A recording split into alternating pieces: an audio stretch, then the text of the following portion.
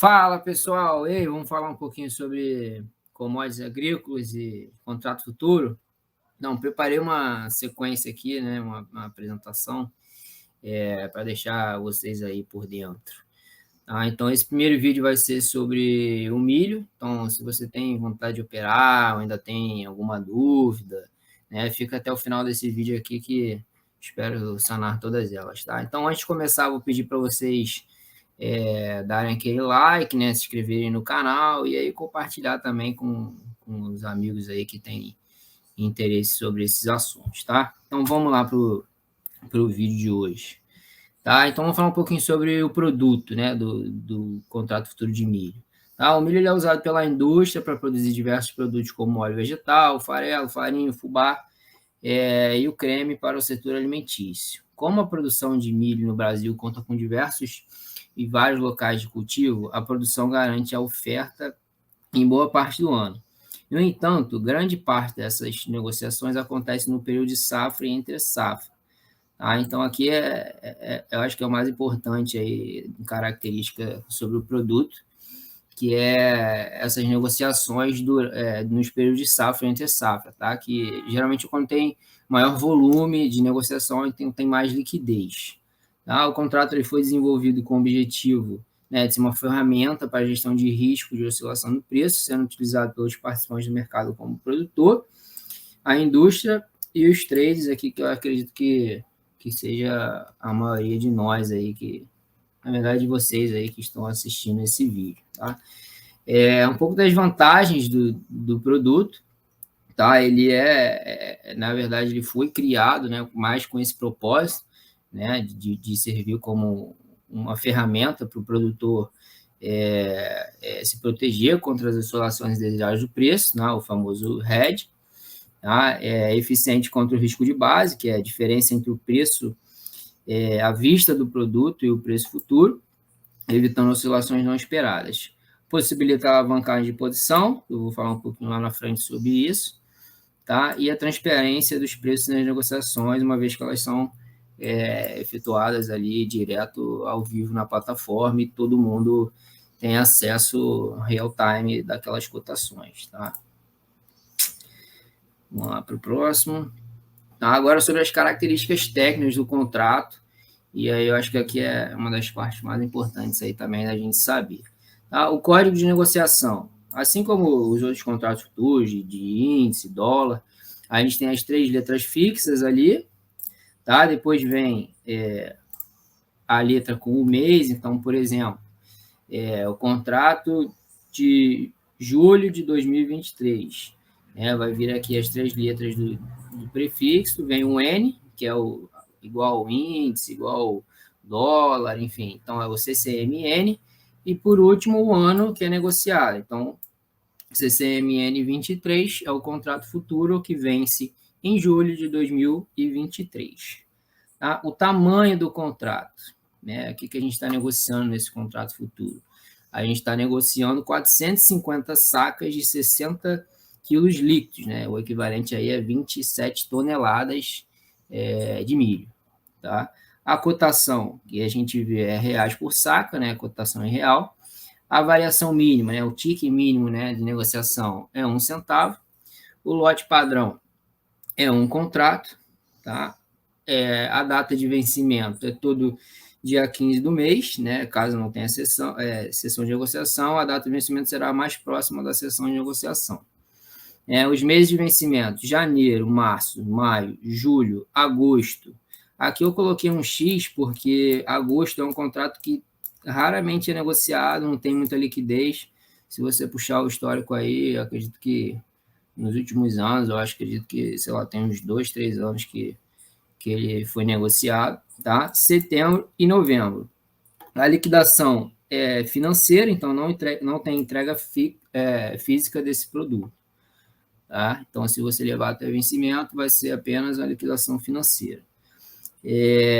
Vamos lá. Uma coisa que a gente tem que chamar a atenção aqui é para esse tamanho de contrato, tá? Porque quando a gente abre a plataforma lá e coloca o código, né, o home broker, enfim, a gente vê a cotação de uma saca. Então, vamos supor que esteja a R$ 100 lá, a cotação. Tá? Então, o valor daquele contrato ali, ele é 45 mil. Tá? A gente vai pegar lá os 450 e multiplicar a cotação de 100 e multiplicar por 450 sacas, que é o total do contrato. Então, a gente tem um volume financeiro negociado aí de R$ 45 mil, tá? Obviamente, a gente não precisa desse valor todo para operar, tá? E isso é até o próximo tema aqui do próximo slide, tá? Que é a respeito da margem. Diferente do mercado à vista, o mercado futuro, a gente não negocia o ativo em si, como, por exemplo, eu quero comprar 100 ações de Vale. Eu vou lá, pego a cotação da Vale a R$ 70 e quero pago, e eu tenho aquelas ações para mim ali no dia seguinte na minha custódia. Aqui a gente está negociando apenas o preço futuro, né, naquela data de vencimento. Então, a gente não precisa ter todo o valor para poder operar esse contrato, né? Então, a gente só precisa de uma fração desse valor, né, que é exigido pela Bolsa para a gente poder abrir uma posição. E aí, qual é o valor que ela exige, tá? Ela pega o valor do contrato, né? Aí eu coloquei um exemplo aqui de mais próximo de hoje, que está R$ 65, eu vou ter aqui só um número redondo, tá? Multiplica por 450, que é o tamanho do contrato, então a gente tem um valor financeiro, um volume financeiro de 29.250. A Bolsa, ela exige, né, 2 dias de limite de oscilação, que é diferente também da Bolsa, que tem o circuit break, aqui a gente tem o limite de oscilação, que é um pouco diferente, né? O circuit break é quando bate 10%, a Bolsa para por um determinado tempo, mas aqui não, bate o limite, a negociação continua aberta, só que você não consegue comprar acima de 5% ou vender abaixo de 5%. Tá? Então, a Bolsa, como forma de se proteger, ela pede ali de margem, uma margem referente a 2 dias desse limite de oscilação. Algumas corretoras, né, dependendo da corretora aí, elas pedem até um pouco menos, né, que você coloque lá como garantia um pouco menos que isso. Mas um cuidado uma atenção que eu vou pedir para vocês para não operar com uma margem muito apertada, tá? Porque quando vocês abrem conta, né, na corretora e assina lá, concorda com tudo, enfim, vocês concordam que a corretora ela pode, em caso você se enquadre lá dentro dos parâmetros de risco, a corretora ela pode zerar a sua posição compulsoriamente. Tá? Então, caso eu apresente risco para ela, vai te zerar. Tá? Então, ela não vai ter dó. Então, se ela pede R$ 2.000 para você operar, você não bota R$ 2.000 lá, tá? Porque esse custo de zeragem ele é muito alto. Né? A corretagem de zeragem compulsória geralmente ela é alta e você ainda pode pagar multa e juros sobre o saldo devedor que fica lá. Então, a minha sugestão aí, para quando vocês forem operar o milho ou os outros commodities aí que a gente vai falar, nunca opera com a margem apertada. Então, se opera ali com uma vez e meia, 2 vezes a margem exigida. Então, se for R$ 2.000, opera ali com 3.000, 4.000 para você não correr esse risco aí, tá? E aí, em termos de alavancagem, como é que a gente calcula a alavancagem de um contrato? Na verdade, a gente pega o volume financeiro desse contrato, divide pela margem exigida, e aí a gente tem uma alavancagem de 10 vezes, tá? A nossa margem. Ou seja, 1% de variação na cotação vai representar lá na sua conta, no seu extrato, 10% na sua margem. Tá? Então, tem um lado bom de ser alavancado e tem um lado ruim, né? Mas, assim, se vocês aqui da Nova estão sempre com a gente, sempre fala que risco primeiro, lucro depois, né? Então, se a gente fizer o nosso dever de casa aí, tiver uma boa gestão de risco, a gente só tem vantagem para tirar disso aí, tá? Vamos lá. Ajuste de posição. Como é que funciona no contrato futuro? Como eu falei, a gente não precisa ter o valor total daquele contrato para operar. Né? E aí, para a Bolsa se proteger, existe esse mecanismo que se chama o ajuste diário. Tá? Então, todo dia você sofre ajuste, tanto positivo quanto negativo. Tá? E uma coisa que é bom lembrar aqui, que o valor do ajuste, ele não necessariamente é o valor de fechamento do último negócio, tá? Não é o valor de fechamento daquela cotação. Tá? Ela é uma média de negociação que acontece numa janela de tempo. Isso por quê? Para nenhum player aí manipular. Então, vamos supor que eu quero, eu sou um player grande, e aí eu quero que o preço feche naquele valor. Eu vou e soco compra até chegar naquele valor que eu quero no último minuto e aí fecha naquela cotação. Então, para também proteger todo mundo aí, não ter manipulação, esse ajuste ele é uma média, que acontece durante ali o pregão, tá? E aí todo mundo é ajustado, tá? Para quando chegar lá no final do contrato, no vencimento do contrato, a bolsa ela reduz aí esse risco que ela tem de alguém ficar devendo, enfim, né? Isso aí, se vocês puxarem na história, tem um porquê disso, de ter criado esse mecanismo aí. Então, assim, todo dia você vai ser ajustado. Então, botei um exemplozinho aqui, né, só para ilustrar. Então, vamos supor que a gente faça uma venda, tá, a 72,88, tá? Aí, no primeiro dia de negociação, o ajuste foi a seu favor, né? Fechou abaixo ali do seu preço. Então, foi 72,37. O que vai acontecer? Você vai pegar aqui a diferença, multiplicar por 450, que é o valor do contrato, e aí você tem um crédito na sua conta referente àquele ajuste. Tá? Aí no segundo dia, vamos supor, continue a favor. Então você pega o valor do ajuste do segundo dia, e aí você vai pegar aqui do ajuste, porque você já foi ajustado do valor da sua entrada. Então é sempre referente ao último ajuste. Então você vai pegar a diferença. 70 e 40, com a diferença de 72 e 37. Deixa eu pegar aqui que eu não vacilei e não botei logo esse dado para agilizar. Então você vai botar lá 72 e 37 menos 70 e 40. Você tem 1,97 de ajuste a seu favor, porque você está vendido.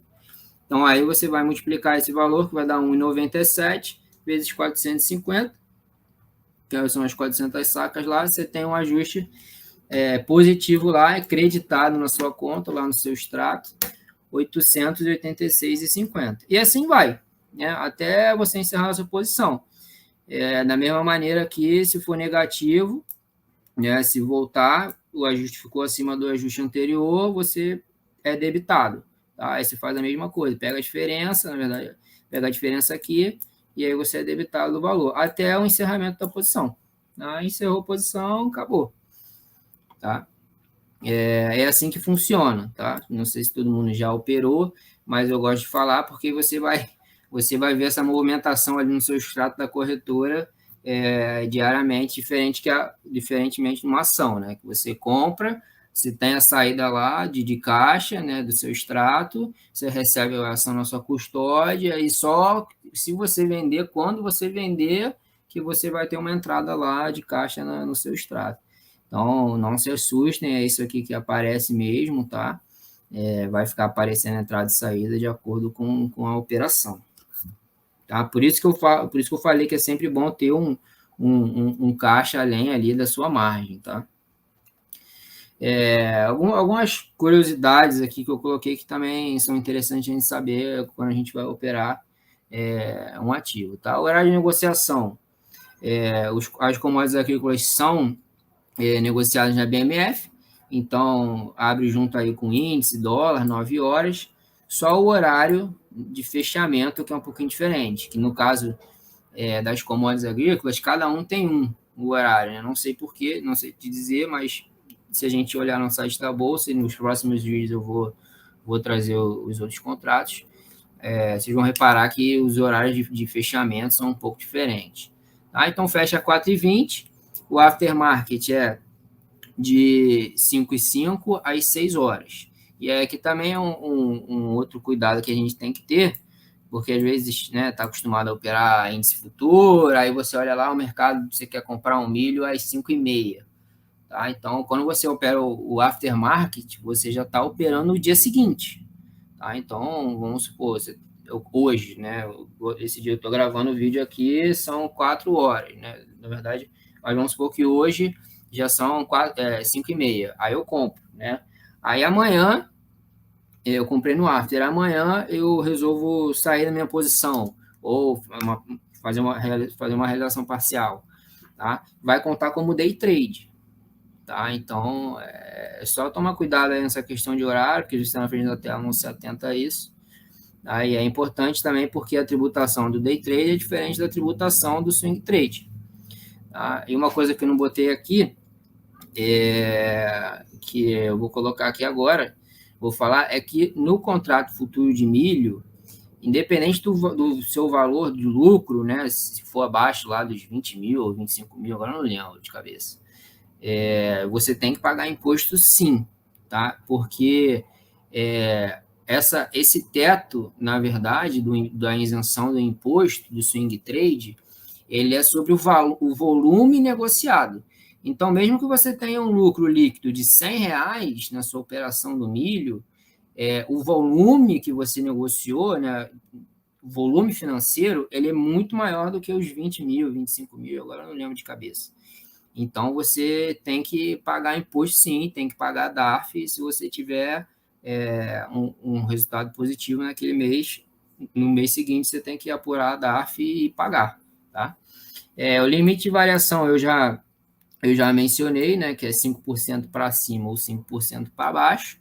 Tá? Os custos operacionais, isso aqui é importante, né?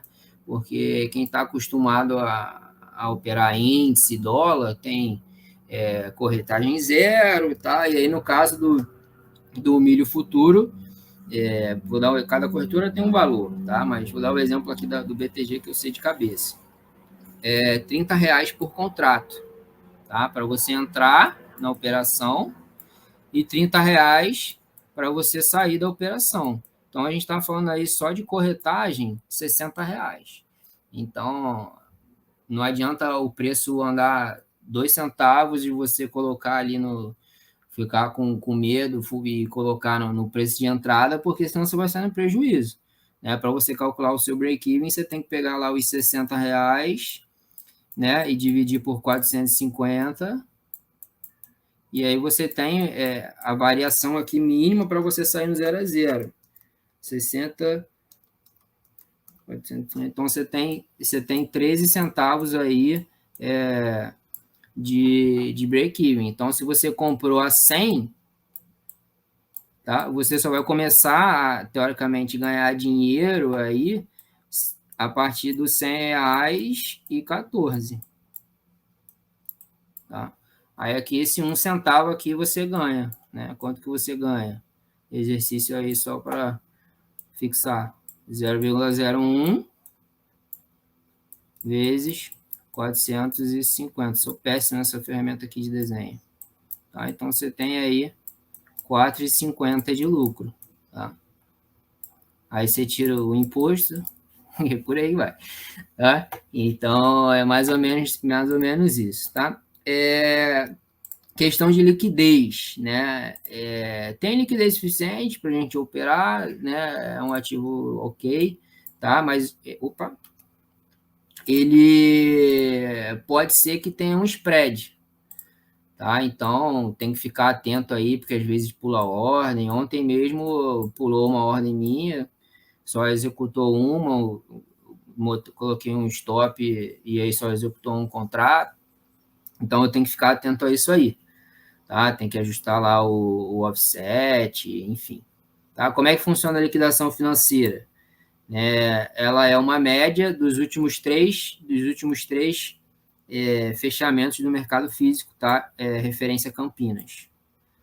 Tá? Então, isso é só para quem... Acredito que ninguém aqui vai levar até o vencimento, mas só a termos de curiosidade. Tá?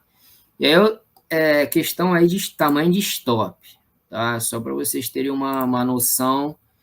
Óbvio que isso aqui é só um estudozinho simples. Eu peguei aí, puxei para o Excel aí desde 2020. Tá? Eu eu peguei as cotações do gráfico diário, tá? E fiz um cálculo de amplitude de máxima e mínima, tá? Quanto que variou diário, né? Então, a gente tem uma variação aqui, tirando esses dias aqui que foram provavelmente limite de alta, na verdade foram, esse aqui eu tenho certeza que foi, esse daqui eu tenho certeza que foi. Tá? Esses outros aqui eu não sei, nem esse, nem esse. Mas a gente tem o preço trabalhando aqui entre 2, né, na maioria do tempo, entre 2 e 4 reais. Tá? Então, a gente está falando 2 e 4 reais, ali a gente está falando de 900 reais a 1.800 reais, né, de tamanho de stop, se a gente for considerar só essa média de amplitude entre máxima e mínima. Obviamente que isso aí vai ser graficamente falando que a gente vai ter que fazer esse cálculo, mas é só para vocês terem uma noção de média, né? De quanto que é um stop, mais ou menos, para operar milho.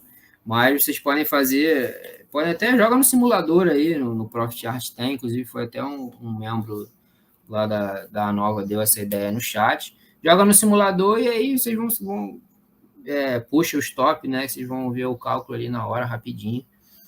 Tá? Mas basicamente é você pegar ali a diferença e multiplicar por 45, não é 450, não é muito difícil. Tá? Então, com isso, eu agradeço aí a presença de vocês. Tá? Vou pedir de novo para vocês curtirem, comentarem, compartilhar e também se inscrever no canal para ajudar a gente aí a atingir o maior número de investidores possíveis aí. Tá? E se ficou alguma dúvida, manda para a gente lá nos comentários do vídeo, que eu vou ficar dando uma olhada frequentemente aí e a gente tira, tá?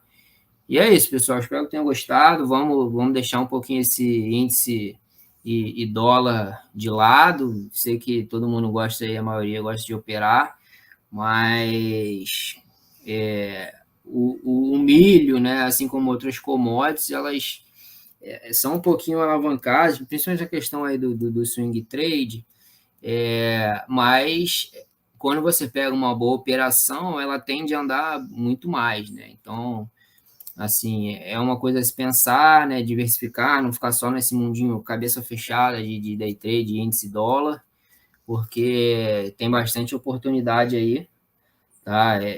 Em 2021 inclusive foi o milho aí que salvou meu ano, tá? Até então, esse ano agora de 2023 também está sendo um bom ano no milho aí. Eu entrei na Nova em março, né, se não me engano, agora. Mas desde o início de ano, acho que desde fevereiro, o Paulo já passou uma venda boa para vocês aí no milho, que deu bastante resultado. Né? Até depois que eu entrei, teve uma operaçãozinha boa, que o índice praticamente, o milho praticamente mergulhou aí, e aí com um contratinho só, dava para pegar 7 mil reais, 8 mil reais, tá? Com risco ali controlado de 900. Então, abram a cabeça aí, e qualquer dúvida, só mandar aqui para a gente nos comentários, ou até mesmo lá no nosso Instagram, que a gente responde. Valeu? Muito obrigado, pessoal. Um abraço.